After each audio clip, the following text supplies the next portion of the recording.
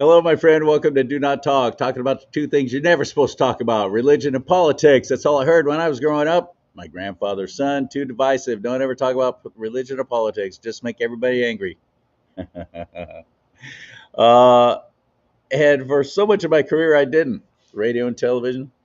I was just the funny guy on the radio or on the TV show or in the commercials or whatever. I was, always a spokesman, always a brought to you by kind of guy. Never much of an announcer per se because I was always way too flippant and didn't follow a script all that well. I was always into improvising. I got the facts. Let's just make it up. Roll it. And it worked for many, many years. That's been my career. So I know from which I speak. I know about the wickedness of the media. I know how they lie. I know how they coerce. I know how they lie by omission, just by never even telling you what's really going on. Make you think that nobody thinks the way you do. Nobody feels the way you do about your country, about your state. Nobody feels the way you do about God, about family, about church. You're alone. They isolate. They make you feel like no one else cares. You're just a nut. Why don't you start thinking the way we do? Oh, by the way, here's how you think. It's what the media has been doing for decades.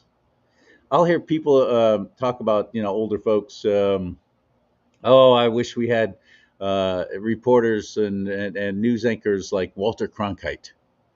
Now, I'm old. Yeah, I was a kid, but I'm old enough to remember Walter Cronkite. Didn't even say his name right, did I? David Brinkley was another one. Chet, was it Huntley? Huntley and Brinkley. Yeah. Oh my goodness, I can't believe I just remembered those names. I was just a kid. I remember them though. My dad watched them, and mom. My mom was never interested in news, but my dad was, and he was a voracious reader, and he's the one that really got me to pay attention from a young age. One of my fondest memories with my dad was when he took us on a what they used to call whistle stop, campaign stops on a train. And you've seen it in old movies, I hope, where the politician stands on the back platform of the caboose and addresses the crowd that's gathered around the railroad tracks. They'd stop in these towns and have another speech, go to the next town, have another speech. And the newspaper and the local TV stations and radio stations would get press releases. This candidate is coming through, is going to be stopping at this time at your train station downtown. And my dad took me to one. And I'll never forget, it was Robert Kennedy Jr. He took me to one. And my brother. Again, my mom couldn't care less, didn't go. And why it stuck with me so much, not because I couldn't tell you a thing Robert Kennedy Jr. said, or not Jr., sorry, Jr.'s dad, what Robert Kennedy said. I don't remember any of that. I just remember the excitement of it and all the people around there, and they all really liked him. They all really liked him. My dad was very conservative, but yet, even though Robert Kennedy was a Democrat, as I called him, I think he was going to vote for him for president because that's what Robert Kennedy was running for, to be president. And then the assassination happened, and that was only wow, seems like just a week after my dad took me down to that whistle stop, and he had already left for work, and he came back in almost like a panic and a rush. Comes back into the house. That was not normal. I was, we were all getting ready for school. Um, Comes back into the house and says Robert Kennedy has been shot. Turns on the TV. Of course, it was the old tube television, so it took a while to warm up and come on. I was just very young. I was just a little kid. And he sat there watching that, or he stood there in the middle of the living room just watching the television as the reports came in. And during that time, there were only three networks: ABC, CBS, NBC. That was it. There were no other television networks. There was not even a Fox yet. Three sources for news. And a couple of those names I mentioned, Walter Cronkite, I can't believe Cronkite, thank you, and also Huntley and Brinkley, and I don't remember the third, but that was it. What you got for your nightly news, and of course they were, trying to scramble to bring you this news about Robert Kennedy Jr. had been killed. I keep saying Jr. My apologies, Robert Kennedy, and I'll never forget that. But I'd watch the news with my dad sometimes, the local stuff, because the national stuff that didn't come on until 11 o'clock, right, p.m. And for a kid, no, it's past your bedtime. But he would get so frustrated because he read a lot, and he knew that they were leaving things out, and he knew that they were constructing sentences carefully to make you believe one way when it was completely the opposite. He spotted it. He was a brilliant guy, and I miss him still.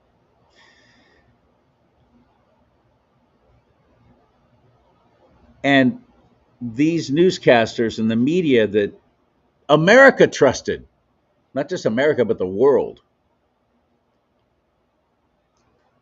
were not good people then. Everyone thought they were, everyone trusted them, but no, they weren't. They didn't have your best interest at heart, that's for sure. They didn't have the country's best interest at heart. They were all on the left. It's been that way for a generation. It's been that way. They're all on the left. So my guest today on Do Not Talk is two folks, husband and wife team of Beverly and John, and their last name is Wurtz, Wurts. And I thought that getting to know them, because we're all part of a one of those the text thread things of a patriotic conservative group down in Southern California. I'm a NorCal guy, so I'm a rarity in there. But I see the things that they text, and only sometimes will I contribute. But I'm glad to be a part of it because I've been meeting some great people like Amalia, John Paul White, Mitch Clemens, become big fans of theirs. And these folks, John and Beverly Wurtz, have had an incredible history involved in the Republican Party, dealing with media, especially here in California, have watched our once golden state erode into just a cesspool that it is right now. And they've not gotten frustrated. And they haven't quit. Like so many who have just said, I'm out. I'm moving out of the state. That's it. I'm done. You people are too stupid. You keep doing this to yourselves. And we are. I want to hear from them what they think about all of this and the future of the state of California, because as California goes, so goes the rest of the nation. That's why it's important that we win right here, right now on Do Not Talk. John and Beverly Wurtz next. Hit it! Yep, here he comes. Riding his trusted steed through the Sierra foothills as he brings you the news. He calls himself Charlie. What you doing, Charlie? Sorry, Charlie. Hi, Charlie. There you are. Look how cute you are. Yeah. Hey, Charlie. What's with the dark glasses? And now, here he is, a man of God, living in a world of Disney. Ow, Charlie! Charlie Simons. Charlie bit me. Well, hello, kids. Let's get them right into the mix. John and Beverly Wurtz, front and center. Welcome to Do Not Talk. Glad to have you here. Thank you. Great to be here. I don't know about that, but I'll take your word for it. I really have been following this thread that, excuse me, there you are. This thread that I've been following, I've been meeting some great people through there. I'm like, listen to their story. Look at what they're doing. Look who they've been with. I want to know what it's like. I've never run in those circles. I'm just a good old boy from Bakersfield.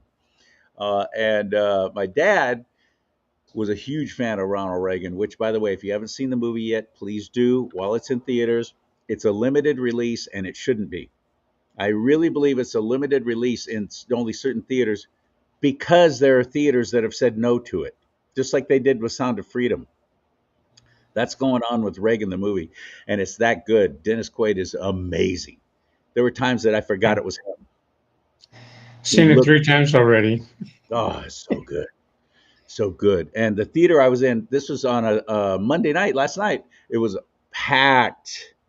There were only the very front row. That's all that was left. So I was really excited to get to see it, and I recommend it to everybody.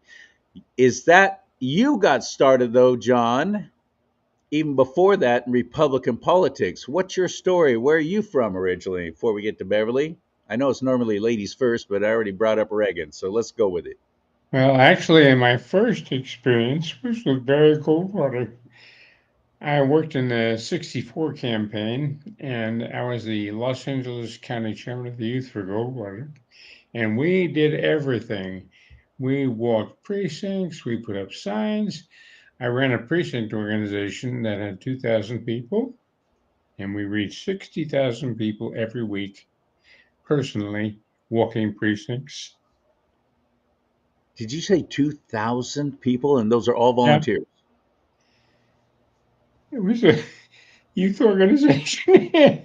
We had colleges, we had high schools, we had students all over LA County. And yes, we had 2,000. That was in '64. The Vietnam conflict hadn't really, even though it was already going, it was already firing up, had not really, where we had people out on the streets protesting and all that, if I remember correctly. So it was It was a couple of years after that. Yeah, it was a couple of years after after that. Governor of New York, Barry Goldwater. Were you living in New York at the time? Is that where you're from? No. I was in California, and Okay. I was I I actually met the governor of New York, Nelson Rockefeller, at the time. Oh, And my apologies, Nelson Rockefeller. Got these rich guys confused. Sorry. yeah, Rockefeller ran against Goldwater for the nomination, and Goldwater beat him in the California primary. And it was a very close race because Rockefeller had money, and he ran all these ads, and he could pay a lot of people, but we're the volunteers, we're the workers, and we got it done. Couldn't win the general, but we did win the primary, and Goldwater being nominated set the stage for Reagan. All the people that worked for Goldwater worked for Reagan too, plus a bunch more. We added a lot in the Reagan campaign. And I knew Reagan was going to be president at least 2 years before he ran. And in just a matter of time, he had the presence, he had the intelligence, he had the drive. I knew that he was going to do it. And he was so successful as Republican governor of California. And he was incredible. He was incredible as president. You got to see that movie. It only scratches the surface, but you see so much. It's really nice. And I remember when we went to the National Convention for Reagan, we knew in '76 that he would not get the nomination, even though it was close. And Reagan told us privately before the convention he didn't have the votes. But we went, we followed through, we did everything that we could do, and it was a very close vote. But Ford got nominated, and of course went on to lose it. If Reagan had been nominated, he would have won instead of Carter in the first Yeah, place. exactly. And that's so the frustration with the Republican Party on a national and a state level has been ongoing a long time now. Just because Gerald Ford, as vice president, stepped into the presidency after wow, the whole Nixon Agnew debacle, um, we had how did we not recognize that Ronald Reagan was the one that we wanted to get behind instead of Gerald Ford trying to run and actually get elected? Well, it's the old Republican establishment. The old money people and back east running the party, and little by little we've been pushing them out and bringing young conservatives, young relative to them, and the party now is solidly conservative, and I think now we're in good shape. I think we're going to win this next election, and I don't care what the polls say. I believe that the voting will be greater for Trump than the polls indicate. That was actually a real deal sigh of relief right then, hearing you say that. Because I'll tell you what, I've been a little frightened for my country. Well, And I see so much cheating going on. None of my own local Republican representatives even talk about election fraud. They don't bring it up. They're afraid of being called an election denier. What the heck is that? Why are you afraid of being called that? I don't deny there was an election. I just deny that it was honest. exactly. Twice in 2020 and 2022 and 2016. I think they were already trying to they've gotten better and better at it. The left, I'm talking about, doing their father's work just as quickly as possible, for his time is short. Well, they brought in truckloads of pre-printed ballots Yeah, printed in China, and of and course, in China. Pennsylvania got 375,000 more mail-in ballots than they mailed out to the voters. Uh, California, we have a population of allegedly 33 million. That's not counting all the illegals, but yet the last election there were 38 million ballots printed and mailed out. These are the by mail ones. The by mail ones. we Why have a would you neighbor. print so many more? We have a neighbor that got 4 ballots just to I him. have a sergeant, and I serve in the state guard, army. I have a sergeant that got 4 ballots sent to his house, and he's lived there 12 years. So it's not an accident. Yeah, that's rare. And so these people who are, nefarious and without scruples and willing to, waltz across a borderline illegally and get a legal driver's license, thanks to Jerry Brown, and get registered to vote through the DMV, thanks to Jerry Brown, now have that power of not only one vote, but if they get multiple ballots, they fill them all out. Oh yeah, I'm going to go with the Democrats because they're going to keep the freebies coming. That's the That's bottom one. line. That's all it is, isn't it? That's one of the reasons we can never get rid of the electoral college, because if you go to popular vote, they'll just stack it and that'll be it. But if you have it segregated by states, then you can have a representative election that works out properly. And the Electoral College slightly favors the Republicans because of the smaller states that have an outsized number of electoral votes, because it's 2 senators plus the congressmen, however many they are. And the congressmen are based on the population, but it's 2 senators per state. So there's a bias of about 12 or 14 in favor of the Republicans in the Electoral College, and it'll probably always be that way.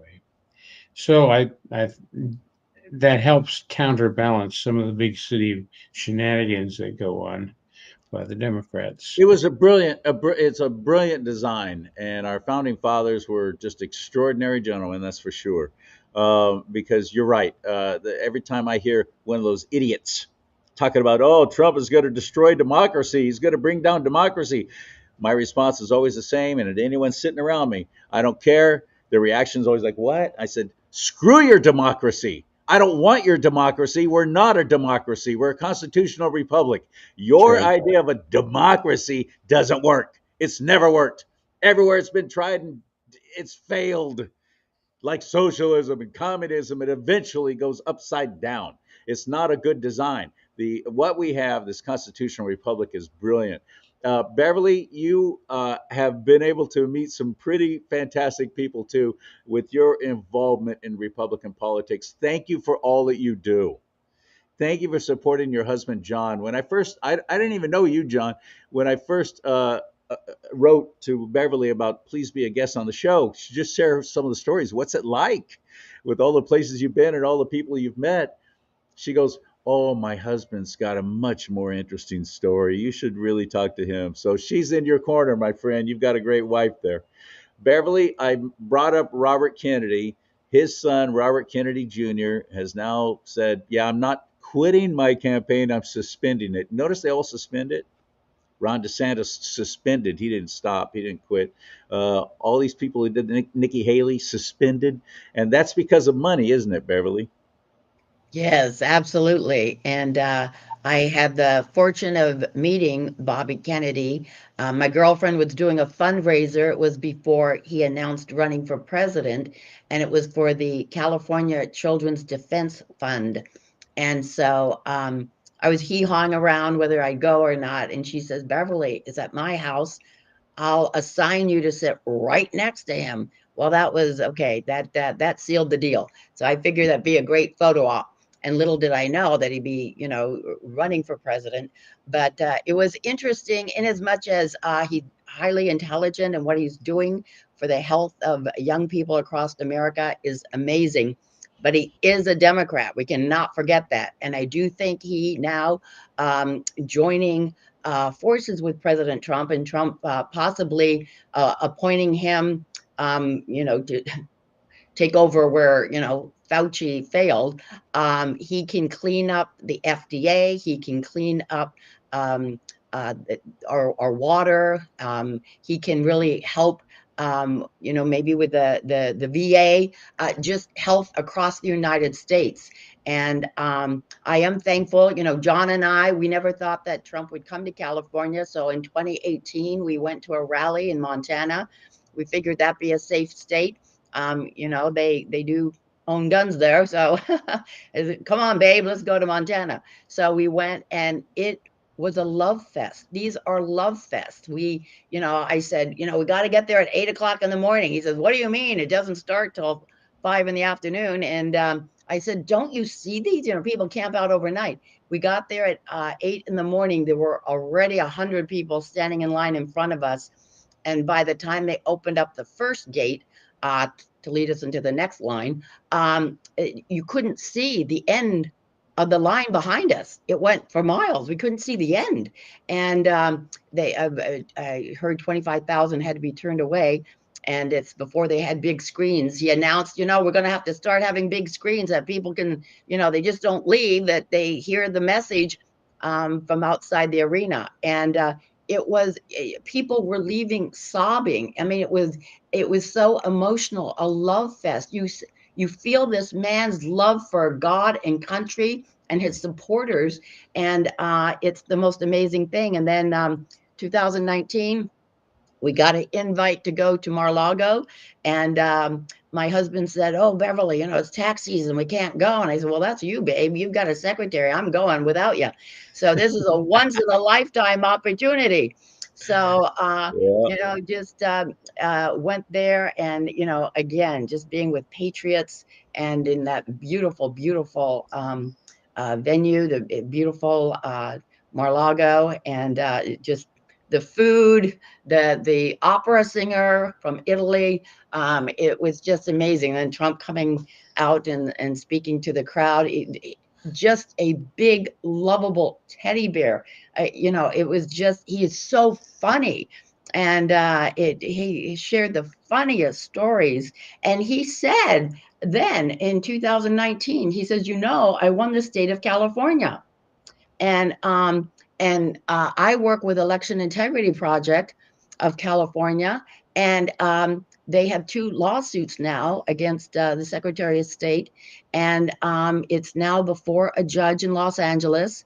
And my understanding was that the judge is one that was appointed by Trump, so we have a 50-50 shot.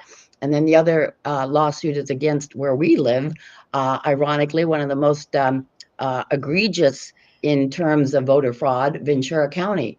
And And definitely, they have Election Integrity Project has 13 years of voter fraud in California. And I just want to say what you said at the top of the show here of people leaving California. We haven't given up. I get so angry at people leaving and not staying and fight. I understand if you have small children and you can't afford to homeschool them, and you just can't, put your children in public school with this atrocity, the pornography and transvestite sex changes. I understand leaving the state for that reason, but I tell people that Abbott cannot run for governor for Texas forever. DeSantis cannot run for governor for Florida forever. And guess what? Your state will be the next one. If you don't stay and fight in California, you're going to have to fight in the state you're at now. And they have flipped quite a few counties in Texas trying to make that a Democrat state. Oh, yeah. Oh, heck yeah. And By the way, it's a concerted effort. I've seen some of their print materials and some of their magazines, and of course their website like MoveOn.org and so on. And I've seen how they literally encourage, hey, if you're looking to get away and move somewhere else that's really nice and so on, here's an area for you right here. Look at how great Austin, Texas is. Don't you want to live in Austin, Texas? And that's how they're flipping. That's what they do. They're communists. They're frickin' communists. They infiltrate and erode and tear down the foundation from within. And it's worked in California, hasn't it, John? How do we get out of this? well, it's going to be difficult, but we have to not give it up. I know that there's so much cheating going on in the election. And one of the ways we found that out was the mailer to all the Democrats that voted in a heavily Democrat area after the election with an innocuous thing about some record or something. The mail that we mailed to people that had just voted, only people that had just voted, 10% came back deceased, returned to sender. That's how much cheating there was. 10% Well, like I of said, the there's a votes. population of 33 million here, but they sent out 38 million ballots. 5 million more ballots went out. Where? To who? To multiple homes. I don't know how we win, because I was on a conference call with Kevin Kiley, Congressman Kiley, just last week. And I'm listening in, and nothing is mentioned about the upcoming election, but other than this is just terrible, and this is Gavin Newsom's awful, and California needs this and needs that, and so on and so forth. And then it came to the question part, and I was trying to get in, couldn't before they ended it. And I just wanted to say, why do I never hear you or any of my other Republican representatives talk about frickin' election fraud? What makes you think anything's going to change? You've done nothing. You've talked about it not at all. I never hear anything. I don't see any rallies. I don't see, here's an idea, here's a plan, how we can fix this and turn it around. Nothing. Nothing's changed. And my own president, Trump, talking about make it too big to rig. Sure, let's say we do get off our lazy asses. 40% of the third of the population in California claims to be Christian. Only 40% of them are even registered to vote. The Christians alone could flip this state and get it back on a right course. We can't even be bothered, or I've even heard this, I don't want to vote against God. Guess what? When you're just sitting there not voting at all, that vote is going to be used as a vote for a Democrat. You're voting against God, aren't you? Because I swear to you, the Democrat Party, I'm not saying God's in favor of the Republicans. I think he's pretty much neutral on all things as long as we love him, his people called according to his purpose. He loves us who are called according to his purpose.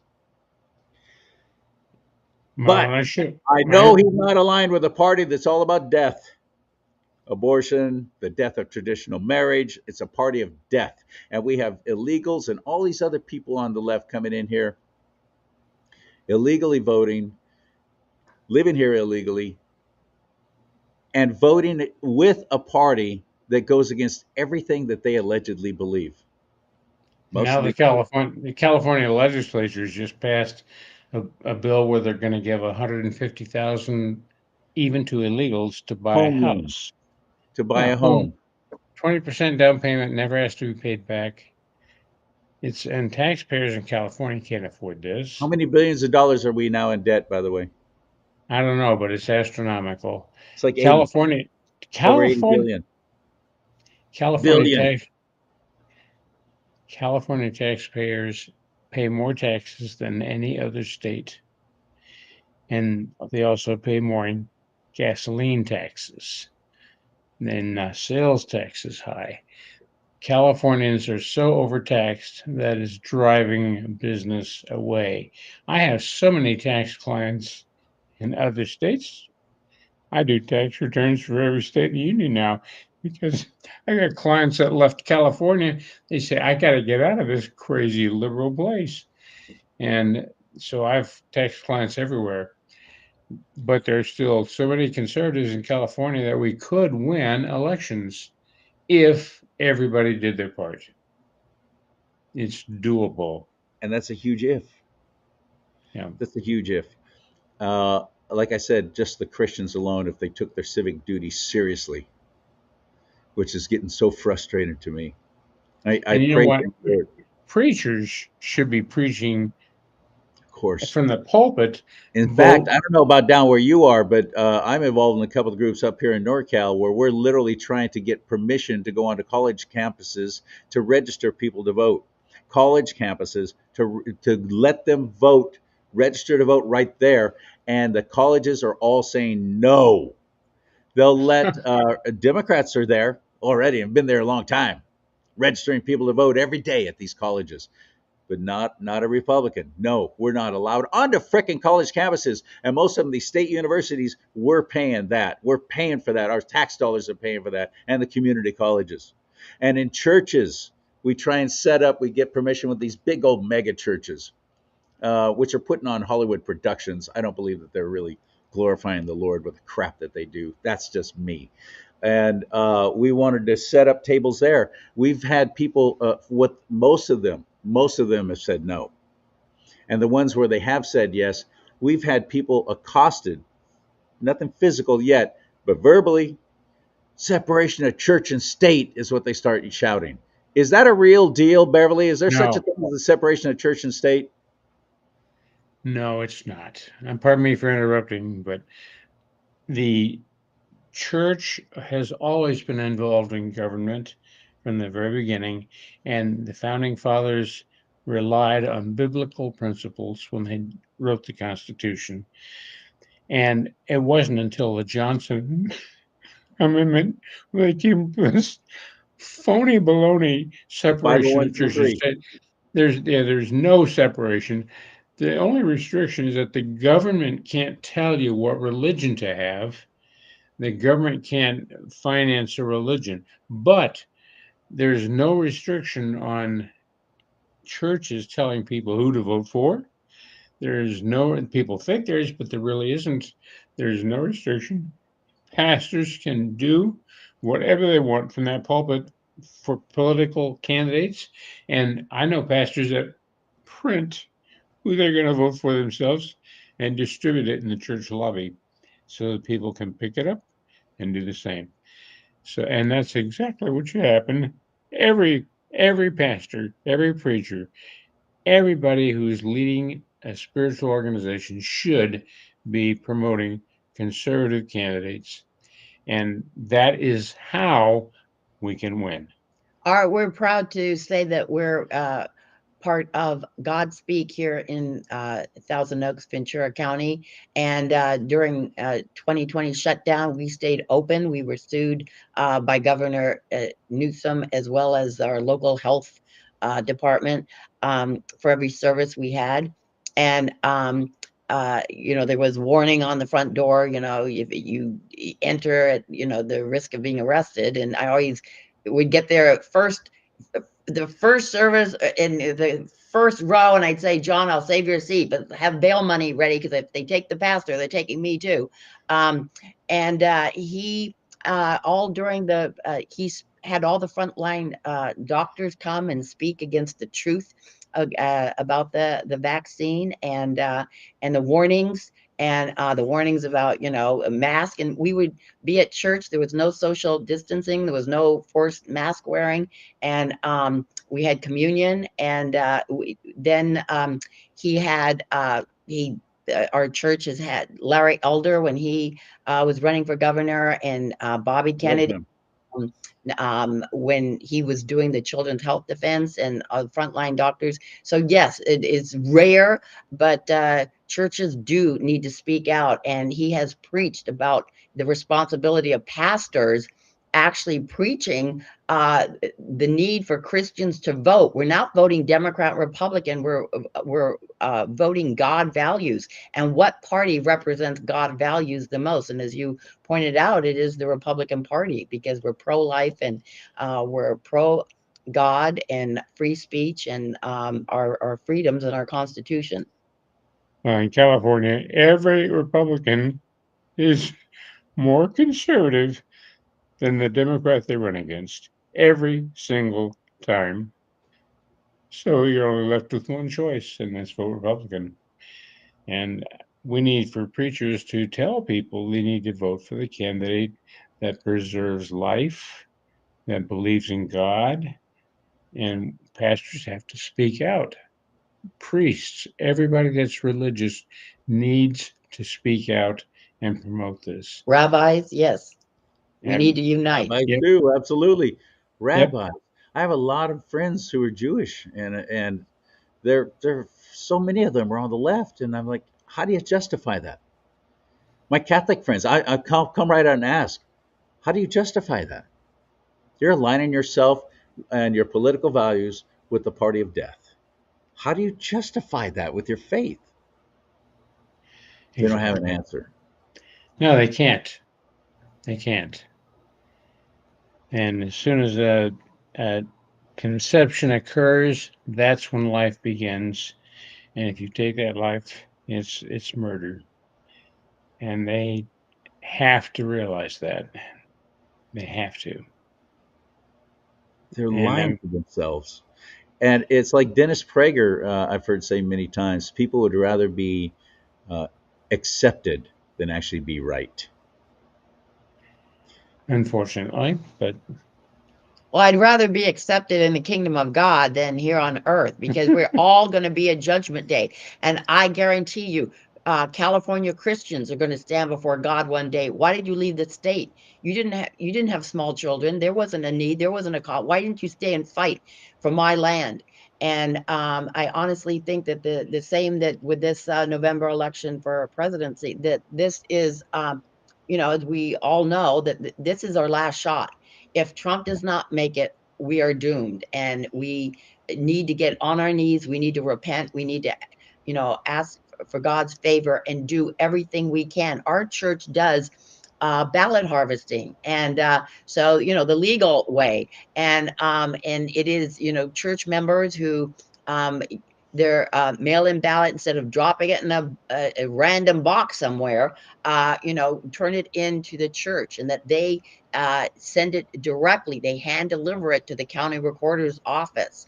And so we want to make sure that every single vote is counted accurately. And we urge people, do not use a mail-in ballot, but if you do, have your church, either you yourself hand deliver it to the county recorder's office, or go to a precinct and ask to put it in the lockbox yourself. Do not hand it over to another person. And but the best is to go in person, paper ballot. Never use a machine. It's our right to ask for a paper ballot and vote in person. And uncharacteristically, we've always voted on the official voting day, but even Trump has said that to vote early and get your ballot in. The last two elections, when we went to our local precinct, they said, "No, Mr. Wirtz, you can't vote. You already voted." It's like, wait, no. There's no way. That happened in the recall election of Governor Hairdo too. I was on the radio then. A lot of listeners calling, going, "Guess what happened when I went to my polling place today?" yeah. And how do you argue against that? I'm right here. I'm telling you, I didn't.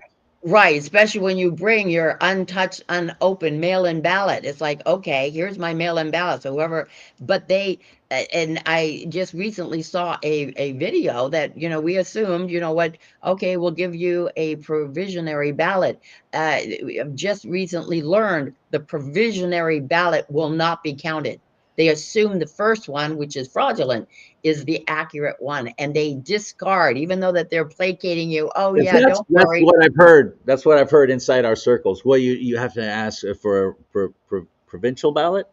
Is that it? Right. Provisional ballot. Provisional Provisional ballot, ballot. but it does Provincial. not get counted. And the video that I have seen, and I'm blasting it out to everyone, is at that moment in time, what you have to do is literally call the sheriff's department, not 911, but you call the sheriff's department and say, I want to report identity theft. I'm here at a retail place and I want to report identity theft. It happened right now. And they will come out. And because if you say I'm at a voting precinct, they won't come. But if you say retail outlet and you give the address and they show up, that you have documented, you have reported ID, you have reported fraud, that they said I voted. No, I haven't. Here's my mail-in ballot. And I know that my provisionary ballot will not be counted. I want a report documented. And that's what we have to do. If Yeah, if they say you've already voted, do not move until they hand you a paper ballot, and then you vote and put it in. You have to insist on it. And you can't be loud. You can't be do anything that would cause them to have an argument. But you just say, I'm here to vote. I'm not going to move until I get the paper ballot so I can vote. Here's my mail-in ballot unopened.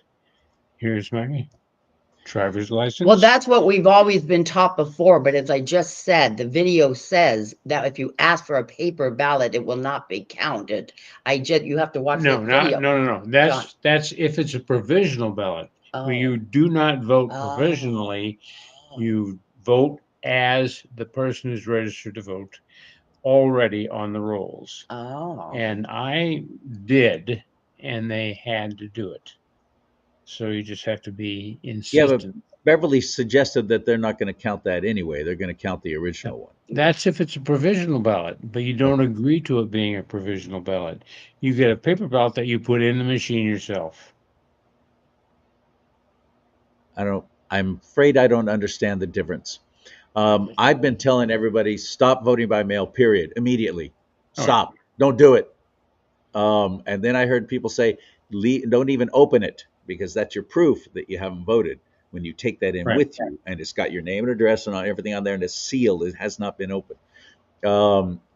Okay, got it. And then we're saying, well, vote on the day of. Oh, just overwhelm them. Vote on the day of. But then we saw what happened in Arizona with Kerry Lake, where precincts were going, oh, well, we ran out of ballots. Oh, shoot, the air conditioner quit. We're going to have to close for 3 hours. You're going to have to come back. And it was bad weather that day. People didn't come back.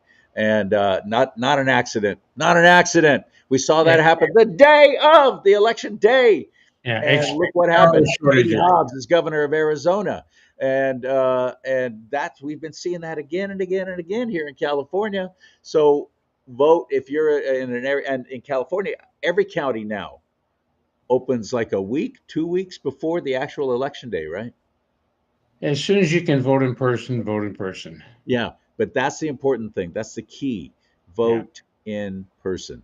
And it's probably smarter to vote early, because then they probably haven't started their whole cheating thing of them being able to say, well, somebody's already voted for you. That's the frustrating thing. I'm expecting a power outage on the day of the election in some places, and that you get around that by voting days earlier. And paper. But with the power outage, they probably would close the precinct. But 2020, my phone was like ringing off the hook, and people saying, what the heck? They're telling me I can't vote. They're sending me home. And it's like, what?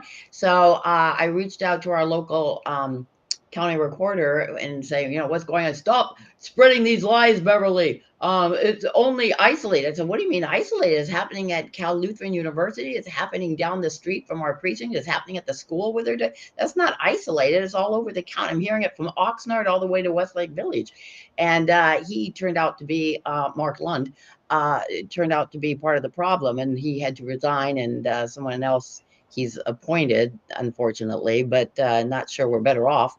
But that they pulled that stunt, saying that you can't vote, you have to go home, and that had to do with a glitch with their computers that literally people couldn't vote, and it turned out that it did affect the state, but not just isolated here. But the big bulk of it was here in Ventura County. But yeah, definitely keep your eyes and ears open. Even Trump is saying vote early, because normally here in California, we vote the day of. They've called the election before they even count the ballots in California. Yes. So it's important to, to vote early. And Trump is saying that now and again. If he, becomes president, he wants to make voter ID. He wants to make voting election day a holiday, one day, not that you keep counting. Brilliant. Not that you keep counting till, you get the vote, you get the number you want on your side. You know what the Constitution says? The voting will be the first Tuesday after the first Monday in November. No other day. It's that one day. It's in the Constitution. And as far as I'm concerned, voting all these other days and mail-in ballots are all unconstitutional. I agree. We need to have a Congress that codifies restrictions on voting. I can't even get them to talk about it, brother. They should have Tom McClintock on every week. He quit. His people don't get back to me now. Tom McClintock's not. He's only been on this show one time. He used to be on with me every week. Same with Kevin Kiley. It's been real hard I get nothing. I'm getting nothing. And so I'm like, what happened? And I started asking about this. Tom McClintock literally said, well, there's no proof that there was enough fraud to really justify that you could assume that it threw the election in 2020. And I said, sir, what planet do you live on? None is so blind that he who will not see. These people are willfully ignorant.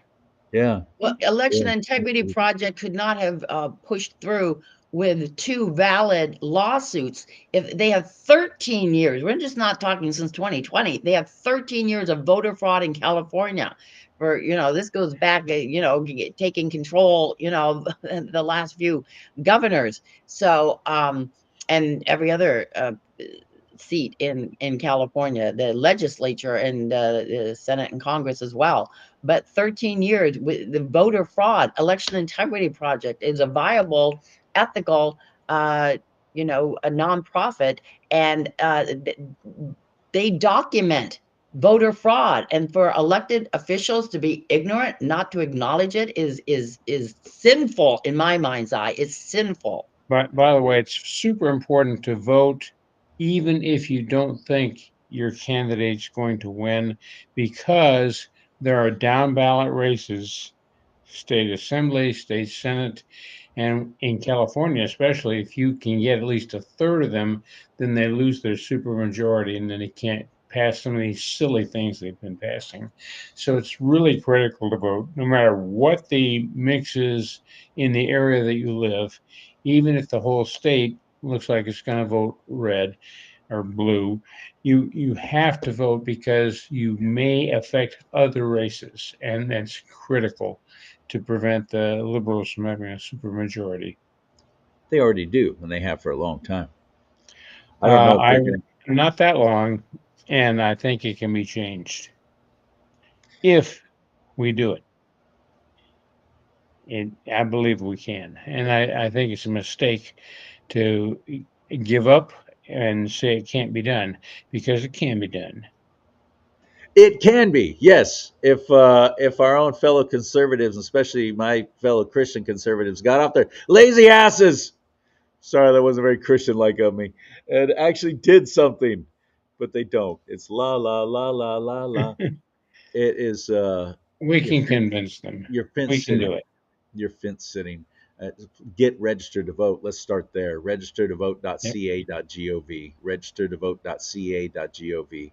And to the pastors who won't let Republicans set up a table outside of the church to register people to vote, to the schools that aren't allowing any of us to come onto the campus and register people to vote, they're complicit. They're True. complicit. And I do believe that there will be judgment. Like you said earlier, Beverly, there will be judgment against those who didn't do anything to stand up this evil, as in fact, even tried to stop those who are trying to stand up against evil. And it is evil, isn't it, Beverly? Yes, absolutely. At this moment in time, I tell people it's no longer Democrat versus Republican. It's good versus evil. If you cannot see it at this point, it's almost impossible to have the conversation with a Democrat because they have a black heart. They're so blinded to the truth that they just ignore anything of common sense because literally it is common sense. When you talk to somebody about something so simple and they say the opposite in your face when you know it's a lie, it is brain damage to continue that conversation. So the only hope is, yes, going after fellow Christians and say, Yeah. register to vote and vote your Christian biblical values. It really is that simple, isn't it, John? It is. It It truly really is. is that simple. You've encouraged me, though. You really have. And watching the movie about Ronald Reagan greatly encouraged. I left that theater feeling just so excellent. And I saw a comparison because I consider Ronald Reagan to be one of the top 5 best presidents this nation has ever had. True. And that's putting him with the greats.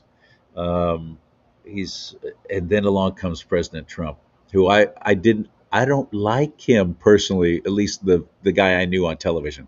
I didn't like him.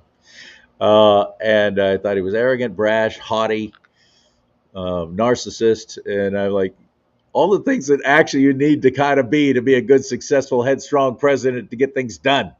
When they first ran, and we had a collection of great people up there, collection of great Republicans up there, all vying for that race, both times. And man, I'll never forget in 2016 when he took on Marco Rubio and he took on Ted Cruz and he took on Jeb Bush. I was stunned. This guy's out of control. You want him to be president? I don't think so. I was a Scott Walker guy myself. He dropped out real fast. I don't know what happened. Who got to him? Why he quit? Jeb Bush was such a lightweight that he didn't renew his domain name, and so Trump came in and bought it. And when people went to JebBush.com, they would get the Trump website. It was brilliant. But see, I've been in the media all my life, and you win by what we used to call guerrilla warfare. I mean, you play dirty. You do whatever you can to demoralize and take down your competition. Because I was driven. I was that kind of on-air personality. I was going to push the envelope all the time. I was going to be funnier. I was going to be faster. I was going to be more clever. I was going to do this. I was going to do that. And I always won. Because I always had that type A personality. And then along comes Trump, and I'm being offended by that in the beginning. Then when he did become president, yes, I voted for him because he had an R in front of his name. I will never vote with anything with a D in front of his name. I don't care how angelic they are. I just won't. Because I know what that party stands for and what their platform is. And that's what separates us. That's why it's good versus evil, Beverly. They stand for abortion. They stand for the erosion of traditional marriage. They stand for grooming of children. Not on my watch. So how could I ever align myself with any candidate that claims to be a Democrat? It's just not going to happen. So I voted for Trump, kind of one of those holding my nose things. Man, was I pleasantly surprised. He hit the ground running, even with all the attacks coming at him. He never quit. He never wavered. He never said, like Arnold Schwarzenegger. We watched him start off strong, didn't we, in California? But then defeat after defeat after defeat after defeat. And finally, I quit. Screw your freedom. And he just sat back and did a whole lot of nothing for a second term, didn't he? Well, because he was typical frustrated because he Rhino. was defeated. He was defeated. It takes a special kind of personality, even stronger than Arnold Schwarzenegger, to do what Ronald Reagan did, to do what, in many ways, George W., even though he disappointed me tremendously in many other ways. But Trump has not wavered. I've been to more than one of his rallies. He's not quit. He stays on point, even if everybody complains about him going off on different people and getting off point. But he's never wavered, and he's never said or have I ever got the feeling that he's given up. Exactly. And amazingly, even a bullet couldn't stop him. And if that doesn't prove to Christians sitting on the side that this man has a mission, that God has called him for such a time as this, shame on those Christians, and they will be accountable before God one day on the day of judgment. That why didn't you step up? You claim to be a Christian and you refuse to vote to save America. So, you leave California unless you have a really good reason. Shame on you, because you're going to be having to fight in the state. And it's going to be a lot harder to fight in Tennessee or Florida or Texas. I guarantee you that there are plenty of us here, and I'm proud that we have a good foundation here in Southern California of Trump support. Even with the hundreds of thousands that have left the state, it's a huge number that support President Trump, and we just have to get out and vote, and vote early, and make sure that your ballot gets to the county recorder's office. That if you go to a precinct, you put it in the lockbox. Do not hand it to another human being. Right, because there's infiltrators all over the place, including in the Postal Service, which is why I say never vote by mail, ever. Because Yes. I have friends who work for the U.S. Postal Service who have confided in me that there are carriers who will lose your ballot if you have a flag in front of your house. If they see anything that even looks remote, or you're in an area that's considered really conservative, your ballot will never make it back to the post office. Wow. There's infiltrators all over the place because they love their little cushy, phony baloney government jobs with their bloated wages and their stupid retirement that's not sustainable. And the rest of us are paying for it all. And the middle class is being eroded and quickly done away with in the state of California so they can usher in their new world order with their 15-minute smart cities. And Klaus Schwab is going to be the king of the world. And Governor Hairdo is going to be his vice king of the world. And it's going to be